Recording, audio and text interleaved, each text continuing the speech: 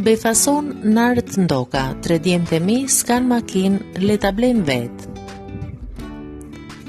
Kreu i PD-s Nard Ndoka, një nga deputetët që nuk do të jetë më në parlament, duke filluar nga shtatori, ka folur gjatë një interviste televizive lidhur me rrezikun nga armët dhe aksidentet që shkaktohen në vend.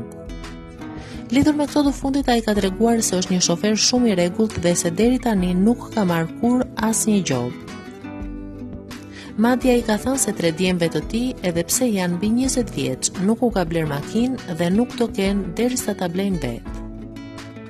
Nuk ka marrë asnjëherë gjobë, kanë 3 çuna të rritur dhe asnjëri prej tyre nuk ka një makinë personale dhe nuk do e kenë derisa ta blejnë vetë. Dhe njëri që ja kam dhënë makinën për të shkuar në një fest ka bërë një shkelje rrugore dhe e kam dënuar unë për 6 muaj.